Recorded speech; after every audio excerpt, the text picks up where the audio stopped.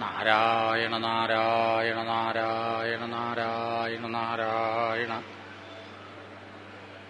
പീതാംബരം കരവിരാജിതചക്രശംഖകൗമോദഗീ സരസിജം കരുണാസമുദ്രം രാധാസഹായം അതിസുന്ദരമന്ദഹാസം വാതാലയേശമനിശം ഹൃദി ഭാവയാമി. സർവത്ര ഗോവിന്ദനാമസങ്കീർത്തനം. ഗോവിന്ദ ഗോവിന്ദ. ഭരതയോഗീശ്വരൻ ആ ഭദ്രകാളി ക്ഷേത്രത്തിൽ നിന്ന് എഴുന്നേറ്റ് നടന്നു. അങ്ങനെ പോണ സമയത്ത് സിന്ധു സൗവീര രാജ്യത്തിലെ രാജാവായ രഘുഗണൻ ആ വഴിക്ക് സഞ്ചരിക്കുന്നുണ്ടായിരുന്നു. രഘുഗണൻ അധ്യാത്മശാസ്ത്രം നല്ല പോലെ പഠിച്ചിട്ടുണ്ട്. യോഗശാസ്ത്രവും അദ്വൈതശാസ്ത്രവും അദ്ദേഹത്തിന് നല്ല പോലെ അറിയാം. ഈ ജഡമായ ശരീരവും ചേതനനായ ആത്മാവും തമ്മിൽ ഒരിക്കലും ബന്ധമുണ്ടാവാൻ വൃത്തിയില്ല. ശരീരത്തുമ്മൽ എന്തെങ്കിലും സംഭവിച്ചാൽ തന്നെ ഒരിക്കലും ആത്മാവിനെ അത് സ്പർശിക്കില്ല എന്നൊക്കെ ശാസ്ത്രദ്വാര അദ്ദേഹം മനസ്സിലാക്കിയിട്ടുണ്ട്. പക്ഷെ ഒന്നും അനുഭവത്തിൽ വന്നിട്ടുമില്ല. അതെന്തുകൊണ്ട് എന്ന് അദ്ദേഹം അന്വേഷിച്ചു. അപ്പം ആരോ പറഞ്ഞു കൊടുത്തു, നല്ല ഗുരുപദേശവും ഗുരുവനുഗ്രഹവും വേണം, എന്നാലേ അനുഭവത്തിൽ വരുള്ളൂ എന്ന്. എന്നാൽ ഒട്ടും കഷ്ടിയാക്കണ്ട, ഏറ്റവും നല്ല ഗുരുവിനെ ചെന്ന് കാണാം എന്ന് കരുതി അദ്ദേഹം യാത്ര പുറപ്പെട്ടതാണ്. ഗുരുവിൻ്റെ അടുക്കിലേക്ക് ചെല്ലുമ്പോൾ എങ്ങനെ വേണം? വിനയത്തോടുകൂടി ചെല്ലണം എന്നാണ് നിയമം. അതിനു പകരം ഈ രഘുഗണൻ രാജകീയമായ പ്രൗഢിയൊക്കെ കാണിച്ചുകൊണ്ടാണ് യാത്ര ചെയ്യുന്നത്. പല്ലക്കിലേറിയിട്ടാണ് യാത്ര.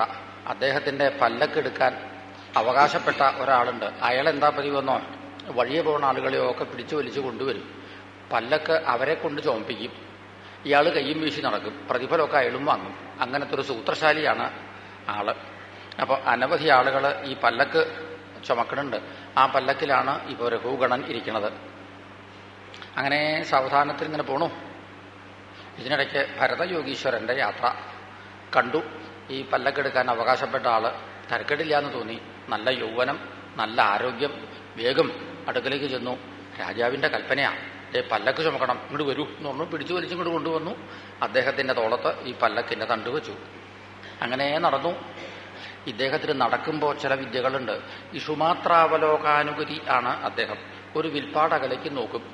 വല്ല ഉറുമ്പോ പുഴോ മറ്റോ അരിച്ചു പോകണമെങ്കിൽ അതങ്ങോട്ട് പോട്ടെ, എന്നിട്ട് മതി അടുത്ത കാലടി വയ്ക്കാൻ. അതിന് കവച്ചു വയ്ക്കുകയും വേണ്ട, ചവിട്ടുകയും വേണ്ട. അപ്പോൾ ചിലപ്പോൾ അവിടെ ഇങ്ങനെ നിൽക്കും. ചിലപ്പോൾ കാല് വയ്ക്കാൻ പോണ സമയത്താവും ഉറുമ്പിനെ കാണുക. അതിൻ്റെ മീതെ കാല് കൊള്ളരുതല്ലോ. ചിലപ്പോൾ ഒന്ന് ചാടേണ്ടതായിട്ട് വരും. ഇങ്ങനെ ഇടയ്ക്ക് നിൽക്കുക, ഇടയ്ക്ക് ചാടുക, ഇങ്ങനെയൊക്കെയാണ് അദ്ദേഹത്തിൻ്റെ യാത്ര. അദ്ദേഹത്തിൻ്റെ തോളത്താണ് പല്ലക്കിന് തണ്ടിരിക്കുന്നത്. ആ പല്ലക്കിലാണ് രഘുഗണൻ ഇരിക്കുന്നത്. ഇപ്പം രഘുഗണൻ്റെ കഥ എന്താ? എന്നെ എല്ലാവരും കാണില്ലേ എന്നുള്ള മട്ടിൽ ഇങ്ങനെ നാലു പുറം നോക്കി. അങ്ങനെയാണ് ആ രാജകീയ പ്രൗഢിയോടുകൂടിയിട്ടുള്ള യാത്രയാണല്ലോ. ഇതിനിടയ്ക്ക് ഭരതയോഗീശ്വരൻ്റെ ഒരു ചാട്ടം. രഘുഗണൻ പല്ലക്കിൽ മറിഞ്ഞു വീണു. എങ്കിലും പിന്നെയും എണീറ്റിരുന്നു. ഇത് ഒരു തവണയല്ല, 2-3 തവണ ആവർത്തിച്ചു. അപ്പോൾ ഈ പല്ലക്ക് എടുക്കാൻ അവകാശപ്പെട്ട ആളുണ്ടല്ലോ, അയാളോട് ചോദിച്ചു, എന്താ അതിങ്ങനെ? അപ്പം അയാൾ പറഞ്ഞു, സാംസർഗികോ ദോഷ. ഇപ്പോൾ ഒരാൾ വന്നിട്ടുണ്ട്, ആളാണ് ഈ കുഴപ്പങ്ങളൊക്കെ ഉണ്ടാക്കുന്നത്. അപ്പോൾ കുഴപ്പക്കാരൻ ആരാന്നറിയാൻ വേണ്ടിയിട്ട് പല്ലക്കിലിരുന്നു കൊണ്ട് തന്നെ രഘുഗണൻ എത്തി നോക്കി. അപ്പോൾ കണ്ടു നല്ല ആരോഗ്യം, നല്ല യൗവനം, അങ്ങനത്തെ ഒരാൾ. പല്ലക്കിലിരുന്നു കൊണ്ട് അദ്ദേഹം പരിഹസിച്ചു. അഹോ കഷ്ടം ഭ്രാതഃ. സഹോദര, പരിഹാസമായിട്ടാട്ടോ വിളിക്കണത്. സഹോദര, സുഹൃത്തെ എന്നൊക്കെ വിളിച്ചുകൊണ്ടാണ് രഘുഗണൻ സംസാരിക്കുന്നത്. ഒരു പരിശ്രാന്ത. ഹോ, വല്ലാണ്ട് തളർന്നുപോയി അല്ലേ? എത്ര നേരമായിരുന്നോ പല്ലക്ക് ചുമക്കാൻ തുടങ്ങിയിട്ട്? ദാഹവും വിശപ്പുമൊക്കെ ഉണ്ടാവുകയായിരിക്കും. ആഹാരം കഴിച്ചിട്ട് തന്നെ പല ദിവസമായി എന്ന് തോന്നുന്നുണ്ട്. കണ്ടോ, ശരീരം ചടച്ചിരിക്കണു, ഈർക്കിലി പോലെ. ഇങ്ങനെയൊക്കെ പരിഹസിച്ചു നോക്കി. എന്നിട്ടും ഒരക്ഷരം മറുപടി പറഞ്ഞില്ല. പിന്നെയും പൂർവവൽ ഉവാഹ, മുമ്പലത്തെ പോലെ തന്നെ പല്ലക്ക് ചുമന്നു. പിന്നെ ഉണ്ടായി 1-2 തവണ ഈ ചാടല്. രഘുഗണൻ മറിഞ്ഞു വീഴലും. രാജാവിന് ദേഷ്യം വന്നു. എന്നിട്ട് അദ്ദേഹം ശകാരിച്ചു. ത്വം ജീവൻമൃതോ മാം കദർത്ഥീകൃത്യ. നീയൊരു ശവം ആണല്ലോ എന്ന്. ജീവൻമൃതൻ. ശവത്തിൻ്റെ ചെവിയിൽ എന്തെങ്കിലും പറഞ്ഞാൽ പ്രതികരണം ഉണ്ടാവില്ലല്ലോ. അതുപോലെ ഇപ്പോൾ ഭരതയോഗീശ്വരനോട് പറഞ്ഞിട്ടും പ്രതികരണം ഉണ്ടായില്ല. അതുകൊണ്ടാണ് ത്വം ജീവൻമൃതോ മാം കദർത്ഥീകൃത്യ. നീയൊരു ശവം. എനിക്ക് ലക്ഷ്യസ്ഥാനത്ത് എത്താൻ വൈകി, അതുകൊണ്ട് മര്യാദയ്ക്ക് നടക്കണം വേഗം. ഈ രോഗത്തിന് ചികിത്സിക്കാൻ എനിക്ക് നന്നായിട്ടറിയാം. ഞാൻ ആരാന്ന് മനസ്സിലായോ? ഞാൻ സിന്ധു സവീര രാജ്യത്തിലെ രാജാവാണ്. രാജാവ് കൽപ്പിച്ചാൽ പ്രജ അതനുസരിക്കണം. ഞാൻ പറഞ്ഞതനുസരിച്ചില്ല എന്ന് വെച്ചാൽ ഞാൻ വടിയെടുക്കും, വേണ്ടി വന്നാൽ ഞാൻ അടിക്കും എന്ന് വരെ അദ്ദേഹം പറഞ്ഞു. ഇന്നേ വരെ ആരോടും സംസാരിക്കാതെ കണ്ട് ജീവിച്ച ഭരതയോഗീശ്വരൻ അപ്പൊ പറഞ്ഞു, ത്വയോദിതം വ്യക്തം അഭിപ്രലബ്ധം ഭർത്തുസമസ്യാതി വീരഭാര. എന്തൊക്കെയാ അങ്ങ് പറഞ്ഞത്? എനിക്ക് തളർച്ചയില്ല എന്ന സങ്കല്പത്തോടു കൂടിയിട്ടാണ് അങ്ങ് പറഞ്ഞത്. അങ്ങ് പറഞ്ഞത് പരമാർത്ഥാണ്. എനിക്ക് ലവലേശം തളർച്ചയില്ല. പിന്നെ എത്തിച്ചേരേണ്ടുന്ന ഒരു ലക്ഷ്യം എന്നൊക്കെ അങ്ങ് പറയണ്ടായില്ലോ. എനിക്ക് അങ്ങനെ എത്തിച്ചേരേണ്ടുന്ന ഒരു ലക്ഷ്യസ്ഥാനം അങ്ങനൊന്നില്ല. കാരണം സർവവ്യാപിയായ ആത്മാവ് തന്നെയാണ് ഈ ഞാൻ. പിന്നെ അങ്ങ് എന്താ പറഞ്ഞത്? എൻ്റെ ശരീരം തടിച്ചിരിക്കണമെന്നോ ചടച്ചിരിക്കണമെന്നോ ഒക്കെ അങ്ങ് പരിഹാസമായിട്ട് പറഞ്ഞല്ലോ. അല്ലെ, ഞാൻ തടിച്ചതല്ല ചടച്ചതുമല്ല. തടിച്ചിരിക്കലും ചടച്ചിരിക്കലുമൊക്കെ ശരീരത്തിൻ്റെ ധർമ്മമാണ്, ഞാൻ ശരീരമല്ല. പിന്നെ ദാഹം ഉണ്ടാവിയിരിക്കും വിശപ്പുണ്ടാവിയിരിക്കും എന്നൊക്കെ അങ്ങ് പറഞ്ഞു. എനിക്ക് ദാഹമില്ല വിശപ്പുമില്ല. ദാഹവും വിശപ്പും ഒക്കെ പ്രാണന്റെ ധർമ്മമാണ്, ഞാൻ പ്രാണനുമല്ല. പിന്നെ അങ്ങ് എന്നെ ജീവൻമൃതൻ എന്നൊക്കെ പറഞ്ഞ് പരിഹസിക്കേണ്ടായി. അതിപ്പോ എനിക്ക് മാത്രം ബാധകമാണെന്ന് വിചാരിക്കേണ്ട. ജനിക്കുക മരിക്കുക ഈ സ്വഭാവമുള്ളവരൊക്കെ ജീവൻമൃതന്മാരാണ്. പിന്നെ അങ്ങ് രാജാവാണ്, ഞാൻ പ്രജയാണ്. അങ്ങ് കൽപ്പിക്കുക, ഞാൻ അനുസരിക്കുക, അങ്ങനെയൊക്കെ വേണമെന്ന് പറഞ്ഞു. എങ്ങനെയാ ഈ കൽപ്പാന്തകാലം കഴിയുന്നത് വരെ അങ്ങ് രാജാവായിട്ടും ഞാൻ പ്രജയായിട്ടും ഇരിക്കുമോ? അങ്ങനെ ഇരിക്കുമായിരുന്നു എങ്കിൽ അങ്ങ് കൽപ്പിക്കലും ഞാൻ അനുസരിക്കലും നമുക്ക് രണ്ടുപേർക്കും ഉചിതമായി തീർന്നേനെ. പക്ഷെ അങ്ങനെ ഇരിക്കും എന്ന് വിചാരിക്കാൻ ഒരു ന്യായവും കാണാനില്ല. എന്നാലും ഇപ്പോ അങ്ങ് വിചാരിക്കേണ്ടവും ഇപ്പോ അങ്ങ് രാജാവാണ്, ഇപ്പൊ ഞാൻ പ്രജയാണ്. ആ നിലയ്ക്ക് ഇപ്പോ അങ്ങ് കൽപ്പിക്കുക, ഇപ്പൊ ഞാൻ അനുസരിക്കുക, അത് വേണ്ടേ എന്ന്. ഈ രാജാവ് പ്രജ എന്നൊക്കെ പറഞ്ഞാൽ അത് രണ്ട് വാക്കുകൾ എന്നല്ലാതെ കണ്ട് എന്തെങ്കിലും ഭേദമുണ്ട് എന്ന് ഞാൻ വിശ്വസിക്കണില്ല. തഥാപി രാജൻ കരവാമകിന്തേ, ഞാനിത് പറഞ്ഞു എന്ന് മാത്രമേ ഉള്ളൂ. അങ്ങക്ക് വേണ്ടി ഞാൻ എന്താ ചെയ്തു തരേണ്ടതെന്ന് വെച്ചാൽ പറഞ്ഞോളൂ, ചെയ്തു തരികയും ചെയ്യാം. പിന്നെ അവസാനം അങ്ങ് പറഞ്ഞല്ലോ ഈ വടിയെടുക്കും അടിക്കും എന്നൊക്കെ. പഞ്ചഭൂതാത്മകമായ വടി കൊണ്ട് പഞ്ചഭൂതാത്മകമായ ഈ ശരീരത്തിൽ അടിയേറ്റാൽ എനിക്ക് വേദനയാവും എന്നും അങ്ങ് കരുതേണ്ടതില്ല. അത് പിഷ്ടപേഷ, അരച്ചത് തന്നെ പിന്നെയും അരയ്ക്കുക, അതുപോലെ നിഷ്പ്രയോജനായി തീരും.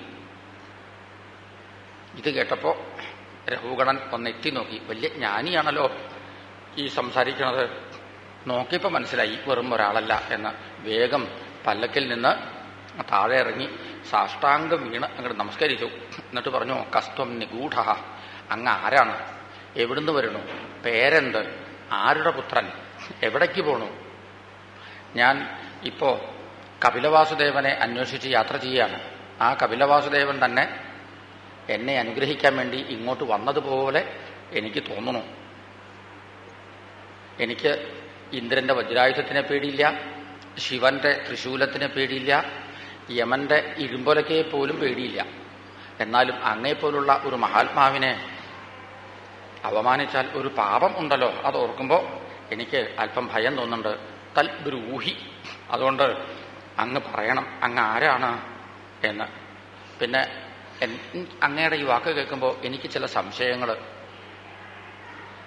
പഞ്ചഭൂതാത്മകമായ വടികൊണ്ട് പഞ്ചഭൂതാത്മകമായ ശരീരത്തിൽ അടിയേറ്റാൽ ഉള്ളിലിരിക്കുന്ന ആത്മാവിന് വേദനയാവില്ല എന്ന് അങ്ങ് പറഞ്ഞുല്ലോ. യുക്തി കൊണ്ട് ആലോചിച്ചാൽ വേദനയാവേണ്ടതാണ്.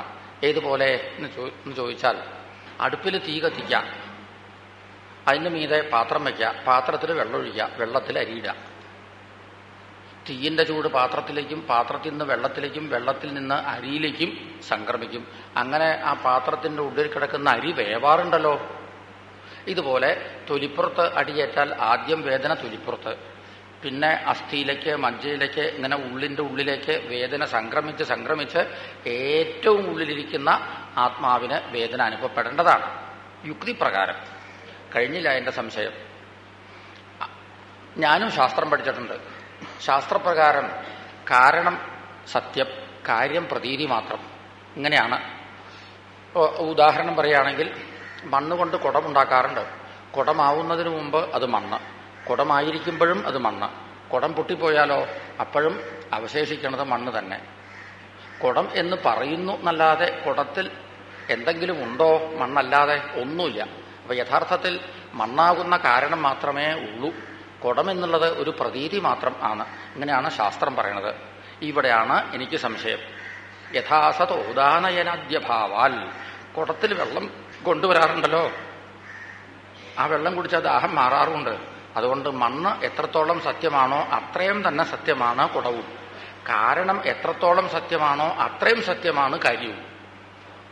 ബ്രഹ്മം എത്രത്തോളം സത്യമാണോ അത്രയും തന്നെ സത്യമാണ് ഈ കാണുന്ന ദൃശ്യപ്രപഞ്ചവും. ഇതാണ് ഇപ്പോ എൻ്റെ അഭിപ്രായം. ഇനി എൻ്റെ ഈ സംശയം അങ്ങ് തീർത്തു തരണം എന്നായി.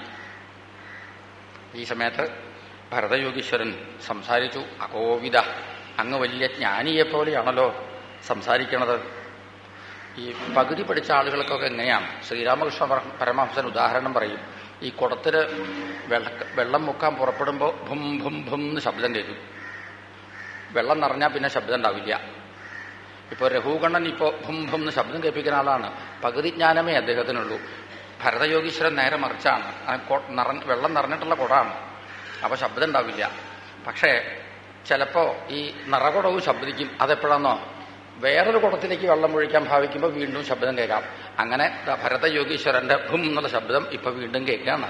അകോവിദ കോവിദവാദവാദൻ, അങ്ങ് വലിയ ജ്ഞാനിയെപ്പോലെ യുക്തി എന്ന് തോന്നുമാറ് സംസാരിക്കുന്നു എന്ന് മാത്രമേ ഉള്ളൂ. അങ്ങക്ക് വിവരമില്ല എന്ന് എനിക്ക് മനസ്സിലാവുക കഴിഞ്ഞു. എന്ന സൂരയോഹി വ്യവഹാരമേനം തത്വാവമരിശേന, ഈ കാണുന്നതൊക്കെ ഇതേപടി സത്യമാണ് എന്ന് വിവരമുള്ള ആളുകൾ കരുതാറില്ല. എങ്കിൽ അങ്ങ് ഒരു കാര്യം കൂടി ഇപ്പം എന്നോട് ചോദിക്കും. യാഗാദി കർമ്മങ്ങളൊക്കെ ചെയ്താൽ സ്വർഗാദി ലോകങ്ങൾ എങ്ങനെയാ? അത് ഇതേപടി ഈ പറഞ്ഞ പോലെ തന്നെ സത്യമാണോ? അല്ല, തഥൈവരാജൻ, അതും ഈ പറയുന്നത് പോലെ സത്യമാണ് എന്ന് വിചാരിക്കരുത്. കൺമുന്നിൽ കാണുന്നത് ഇതേപടി സത്യമല്ല എന്ന് പറഞ്ഞാൽ എങ്ങനെ അത് വിശ്വസിക്കും എന്നാണെങ്കിൽ, അതെ കാണുന്നത് മുഴുവൻ സത്യം ആവണമെന്നുണ്ടോ? സ്വപ്നം കാണാറില്ലേ? ഉവ്വ്. സ്വപ്നം കണ്ടുകൊണ്ടിരിക്കുന്ന സമയത്ത് ഇത് സത്യമാണ് എന്ന് തന്നെ തോന്നാറില്ലേ? തോന്നാറുണ്ട്. ഉണർന്നു കഴിഞ്ഞാലോ ഇതേവരെ കണ്ടുകൊണ്ടിരുന്നതൊക്കെ അസത്യമാണ് എന്ന് നല്ലോണം ബോധ്യപ്പെടാറില്ലേ? ഉവ്വ്. ആ സ്വപ്നം പോലെ തന്നെയാണ് ഈ വ്യവഹാരദശയും. അത് മനസ്സിലാക്കണം. ആ സ്വപ്നവും ഈ വ്യവഹാരദശയും തമ്മിൽ ഒറ്റ വ്യത്യാസമേ ഉള്ളൂ. ആ സ്വപ്നം ഹ്രസ്വമാണ്, ഈ വ്യവഹാരദശ കുറച്ച് ദീർഘമാണ് എന്ന് മാത്രം. ഉണർന്നു കഴിഞ്ഞാലാണ് മനസ്സിലാവുക അതേവരെ അനുഭവിച്ചുകൊണ്ടിരുന്നതൊക്കെ അസത്യമായിരുന്നു എന്ന്. ഇതുപോലെ ഈ വ്യവഹാരദശയിലും വിദ്യ ഒന്ന് ഉണരാനുണ്ട്. വിദ്യ ഉണർന്നാൽ അപ്പം മനസ്സിലാവും ഈ കാണുന്നത് ഇതേപടി സത്യമല്ല എന്ന്. പക്ഷെ ഉണർത്താൻ ഒരാളുണ്ടായാൽ നന്ന്. ഒരു ഗുരു വന്നിട്ട് തത്വമസി എന്നൊന്നങ്ങോട്ട് ഉപദേശിച്ചാൽ അപ്പോ വിദ്യ ഉണരും. വിദ്യ ഉണർന്നാൽ പിന്നെ ഈ ദൃശ്യമായ പ്രപഞ്ചം ഇല്ലേ ഇല്ല. അതുകൊണ്ട് ഗുരുവനുഗ്രഹം, ഗുരുപദേശം ഇതൊക്കെയാണ് ആവശ്യം. ഇത് കേട്ടപ്പോ രഘുഗണന് തോന്നി, ഇനിയിപ്പോ കപിലവാസുദേവനെ കാണണോ? ഇദ്ദേഹം തന്നെ പോരെ ഗുരുവായിട്ട്. ഒന്നും കൂടി വീണങ്ങ് നമസ്കരിച്ചു. നമോ നമ കാരണവിഗ്രഹായ സ്വരൂപ തുച്ഛീകൃത വിഗ്രഹായ. എന്നിട്ട് നമസ്കരിച്ചുകൊണ്ട് രഘുഗണൻ പറഞ്ഞു, ദേഹാഭിമാനം എന്ന വിഷപ്പാമ്പ് കടിച്ചതുകൊണ്ട് എൻ്റെ മനസ്സിലാകെ വിഷം കയറിയിരിക്കുകയായിരുന്നു. ഇപ്പോ അങ്ങയുടെ മുഖത്തുനിന്ന് ആധ്യാത്മികമായ വാക്കിങ്ങനെ കേൾക്കുമ്പോൾ എനിക്ക് ആകെ ഒരു കുളിർമ, ഔഷധം ചെയ്താലത്തെ ഒരനുഭവം. അതുകൊണ്ട് എൻ്റെ മനസ്സ് ആകെ പകച്ചു പോവുകയാണ്. എനിക്കൊന്നും അങ്ങോട്ട് വേണ്ട പോലെ മനസ്സിലാവണില്ല. എന്ത് അറിഞ്ഞാൽ എൻ്റെ എല്ലാ സാംസാരികമായ സംശയങ്ങളും തീരുമോ അത് എനിക്ക് പറഞ്ഞു തരണം. ഇതാണ് രഘുഗണന്റെ അപേക്ഷ. ഭരതയോഗീശ്വരൻ അവിടെ വച്ച് പറഞ്ഞു, അതെ അങ്ങ് പറഞ്ഞില്ലേ ഈ ഞാൻ എന്നൊക്കെ പറയണ്ടായില്ലേ? നമ്മളെല്ലാവരും ഞാൻ എന്ന് പറയാറുണ്ട്. വാസ്തവത്തിൽ ആരാണ് ഈ ഞാൻ? ഞാൻ എന്ന് പറഞ്ഞാൽ ശരീരമാണ് എന്ന് ചില ആളുകൾ ഭ്രമിക്കാറുണ്ട്. ഇരിക്കുക കിടക്കുക ഇതൊക്കെ ശരീരത്തിന്റെ ധർമ്മമാണ്. എന്നാലും ഞാനിരിക്കണു, ഞാൻ കിടക്കണു എന്നാണ് പറയുക. ഇവിടെ ഞാൻ ദേഹമാണ് എന്ന് ഭ്രമിച്ചു പോവുകയാണ്. ഇതിന്റെ പേര് ദേഹാഭിമാനം എന്നാണ്. ഞാൻ കാണുന്നു എന്ന് പറയുമ്പോൾ കണ്ണാണ് ഞാൻ എന്ന് ഭ്രമിച്ചു പോവുകയാണ്. ഇവിടെ ജീവൻ ചക്ഷുരഭിമാനിയായിത്തീരുന്നു. ഞാൻ കേൾക്കുന്നു എന്ന് പറയുമ്പോൾ ഞാൻ ചെവിയാണ് എന്നഭിമാനിക്കുകയാണ്. ഇവിടെ ജീവൻ ശ്രോത്രാഭിമാനിയായിത്തീരുന്നു. ഇങ്ങനെ ഒരു ജീവന് എത്രമാത്രം അഭിമാനങ്ങൾ ഉണ്ടാവാം. ഞാൻ നടന്നു എന്ന് പറയുമ്പോൾ പാദാഭിമാനിയായിത്തീരുന്നു. സത്യം പറയുകയാണെങ്കിൽ ഈ കണ്ണോ ചെവിയോ കാലോ ഇതൊന്നുമല്ല ഈ ഞാൻ എന്ന് പറയുന്നത്. ഈ ഞാൻ എന്ന വ്യവഹാരത്തിന് വിഷയമായിരിക്കുന്നത് പ്രത്യേകാത്മാവാണ്. അത് മനസ്സിലാക്കണം. പരമാത്മാവിൻ്റെ അംശമായ പ്രത്യേകാത്മാവ്. പക്ഷേ ഇത് പറയ എളുപ്പമാണ്, കേട്ട് യുക്തി കൊണ്ട് മനസ്സിലാക്കലും ഒരു പക്ഷേ എളുപ്പമായിരിക്കാം. പക്ഷേ ഇത് അനുഭവത്തിൽ വരിക എന്നത് എളുപ്പമല്ല. ഇതിനെ ശാസ്ത്രം പഠിച്ചതുകൊണ്ടായില്ല കേട്ടോ. കുറച്ചു കാലം കണ്ണടച്ച് തപസ് ചെയ്തു എന്നതുകൊണ്ടും ആയില്ല. തപസാനയാതി നജിജ്ഞയാ നിർവപണാൽ ഗൃഹാദ്വാ. കുറെ കർമ്മങ്ങൾ ചെയ്തു എന്നതുകൊണ്ടും ഇത് സാക്ഷാത്കരിക്കാൻ സാധിച്ചോളണം എന്നില്ല.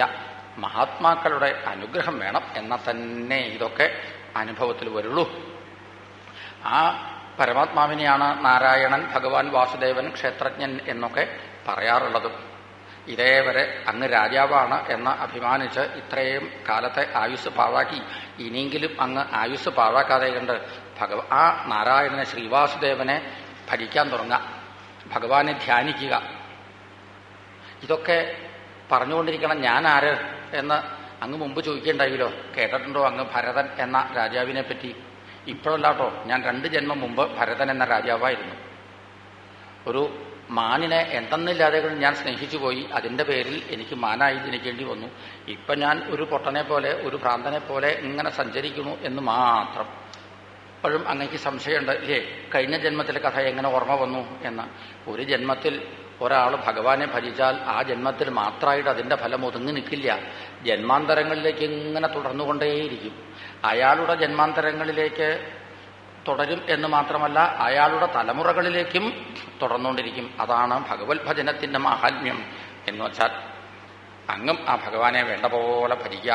വെറുതെ രാജ്യം, കുടുംബജീവിതം, അത് ഇത് എന്നും പറഞ്ഞ് ഇതിലിങ്ങനെ മനസ്സ് കുരുങ്ങി വെറും സംസാരിയായിട്ട് ജീവിതം അവസാനിപ്പിക്കരുത്.